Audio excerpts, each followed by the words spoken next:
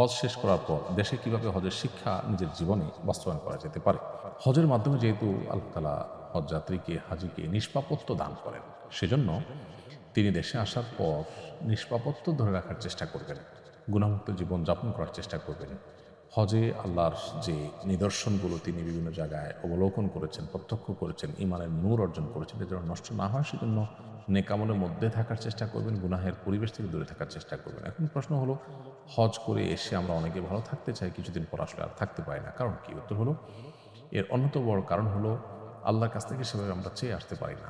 চেয়ে যদি আসি যে আল্লাহ আমাকে তওবা নাসুহা করার তৌফিক দেন, মৃত্যু পর্যন্ত এই মানসিকতা রেখে ধরে রাখার তৌফিক দান করেন, সেভাবে দোয়া করে আসলে আল্লাহ তাআলা আশা করা যায় আমাদেরকে তৌফিক দিবেন। তাছাড়া দেশে আসার পর আমরা গুনাহের পরিবেশে, খারাপ পরিবেশের দ্বারা আবার আমরা প্রভাবিত হয়ে যাই।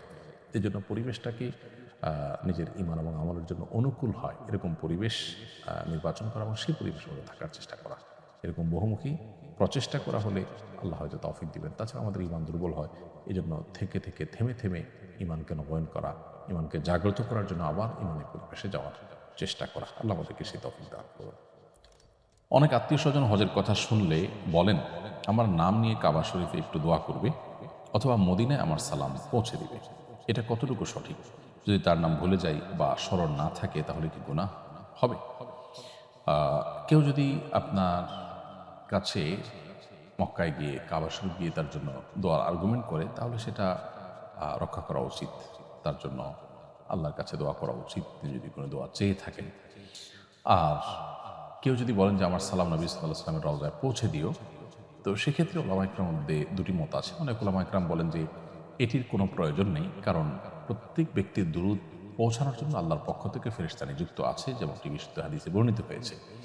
অতএব যেখানে আমরা পৃথিবীর যে কোনো প্রান্তে দুরূদ পড়লে, সালাম পেশ করলে সাথে সাথে আল্লাহ তাআলার স্বয়ংক্রিয় সিস্টেমে সেটা নোট হয়ে যায় ফেরেশতার কাছে, এবং ফেরেশতা সেটা নবী সাল্লাল্লাহু আলাইহি ওয়াসাল্লামের কাছে পেশ করেন, একেবারে নাম উল্লেখ করে যে হে আল্লাহর রাসূল, আপনার প্রতি অমুক জায়গা থেকে অমুকের ছিল অমুক সালাম পেশ করেছেন, দুরূদ পেশ করেছেন। তাহলে সেখানে মানুষকে দিয়ে আবার সালাম পাঠানোর কোনো প্রয়োজন নেই।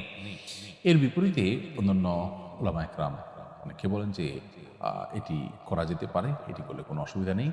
এবং তাবেঈদের কথা, যে কোনো কোনো তাবেঈদের মধ্যে এটা পাওয়া যায় যে তারা যেমন খলিফা ওমর ইবনে আব্দুল আজিজ, তাবেঈদের মধ্যেও কাউকে কাউকে পাওয়া যায় যে তারা এভাবে সালাম পাঠিয়েছেন অনেক কারোর মাধ্যমে। ওমর ইবনে আব্দুল আজিজ রাহিমাহুল্লাহ তিনি সালাম পাঠানোর কথা বর্ণিত হয়েছে বর্ণনায়। তো এগুলোর উপর ভিত্তি করে আমরা উলামা কেরাম এটাকে জায়েজ বলেন। কিন্তু সাহাবায়ে কেরাম বা হাদিসে মূলত একজন আরেকজনের জন্য দোয়া করা, দোয়া চাওয়া, এগুলো বর্ণিত হলেও সালাম পেশ করা নবী সাল্লাল্লাহু আলাইহি ওয়াসাল্লামের কাছে কারোর মাধ্যমে, এটি কোনো হাদিস দ্বারা ওইভাবে আসলে সাব্যস্ত হয় না। খোলাসা কথা হলো যে কেউ যদি আমাদের জন্য দোয়া করে তাহলে তাদের জন্য দোয়া করা উচিত। যদি অনেক মানুষ দোয়া চায়, তাদের সবার নাম মনে না থাকে, তাহলে আমি কমন দোয়া করতে পারি, আল্লাহ যতজন দোয়া চেয়েছেন আপনি জানেন, আপনি তাদের সবার নেক উদ্দেশ্য পূরণ করুন, বা যারা দোয়া চেয়েছেন, যারা যেটা চেয়েছেন তাদের সে বলে চাওয়াগুলো পূরণ করুন। এভাবে আপনি কমন দোয়া করে দায়মুক্ত হতে পারেন। আর নবী সাল্লাল্লাহু আলাইহি সাল্লামের কবরের সামনে সালাম পেশ যখন আমরা করি, তখন আজকাল বিশেষ করে এত ভিড় হয়, নিজের সালামটা পেশ করাটাই দায় হয়ে যায়। এত অল্প সময় সেখানে রানিং অবস্থায় সালাম দিতে হয়। সেখানে আসলে অনেক লোক বললে তাদের নাম নিয়ে নিয়ে হে আল্লাহর রাসূল অমুক অমুক আপনার প্রতি সালাম পেশ করেছেন, বা অমুক অমুকের তরফ থেকে আসসালাতু ওয়াসসালামু আলাইকা ইয়া রাসূলুল্লাহ, এরকম বলা আসলে সেই সুযোগ স্কোপ আজকাল থাকেও না। এটা হলো বাস্তবতা।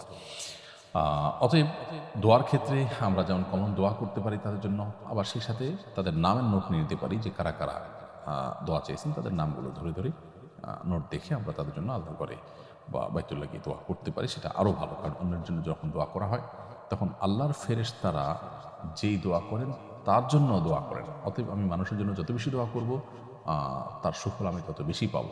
আমি দোয়া করব মানুষ হয়ে, আর তার বিপরীতে তার জন্য আমি যা দোয়া করলাম আল্লাহর ফেরেশতারা সেটা আমার জন্য দোয়া করবেন, অর্থাৎ আমার চাইতে উত্তম ব্যক্তি আমার জন্য দোয়া করবেন। অতএব এক্ষেত্রে আমাদের কার্পণ্য করা উচিত নয়। কারোর যদি অনেক জমি জমা থাকে কিন্তু ক্যাশ ক্যাপিটাল না থাকে, তাহলে জমি জমা বিক্রি করে তার কি হজ করা ফরজ? খুবই গুরুত্বপূর্ণ একটি প্রশ্ন। আমাদের সমাজে বিশেষ করে গ্রামে এরকম অনেক লোক আছেন যাদের প্রচুর পরিমাণ ক্ষেত খামার, প্রচুর পরিমাণ ক্ষেতের জমি বা বিভিন্ন রকমের ল্যান্ড আছে, বিভিন্ন রকমের স্থায়ী অ্যাসেট আছে, কিন্তু তার কাছে ক্যাশ টাকা নেই। তাহলে তার হজ ফরজ হবে কিনা? এর উত্তর হলো, যে সমস্ত জমি জমা বা যে সমস্ত ল্যান্ড বা স্থায়ী সম্পদের উপর তিনি নির্ভরশীল, যেমন জমির ফসল ওঠে সেটা দিয়ে তার বছর চলে, অথবা তার ফ্ল্যাট আছে সেটা দিয়ে তিনি ভাড়া পান, সেটা দিয়ে তার সংসার চলতে হয়। এরকম যদি হয় তাহলে সেক্ষেত্রে তার জন্য এগুলো বিক্রি করে হজ করা ফরজ হবে না। কিন্তু যদি এই পরিমাণ জমি থাকে যে তার বছর চলার পরও অতিরিক্ত আরও আছে, বা যেটার উপর তার সংসার চলাটা নির্ভরশীল না, এরকম অতিরিক্ত জমি জমা বা অতিরিক্ত অ্যাসেট যদি থাকে, তাহলে সেগুলো বিক্রি করে হজ করার মতো অর্থ যদি পাওয়া যায় তাহলে অবশ্যই তার উপর হজ ফরজ হয়ে যাবে। তাহলে খোলাসা এবং সারাংশ হলো যে জমি জমার উপার্জনের উপরে যা আছে সেটার পুরাটুকুর উপার্জনের উপরে যদি তার সংসার চলাটা বা তার নির্ভরশীলতাটা ওইটার উপরে হয়, তাহলে সেক্ষেত্রে এটা বিক্রি করে হজ করাটা তার জন্য ফরজ নয়। কিন্তু যদি এর বাইরে অতিরিক্ত থাকে, যেগুলো আসলে তার, যেগুলোর উপার্জন বা যেগুলোর আয় বা যেগুলোর ফসল এটার উপরে তার সংসার নির্ভর করে না বা তিনি নির্ভরশীল নন, অর্থাৎ অতিরিক্ত আছে, তাহলে সেগুলো বিক্রি করে হজ করার মতো টাকা যদি পাওয়া যায় তাহলে অবশ্যই তাকে সেগুলো বিক্রি করে হজ করতে হবে।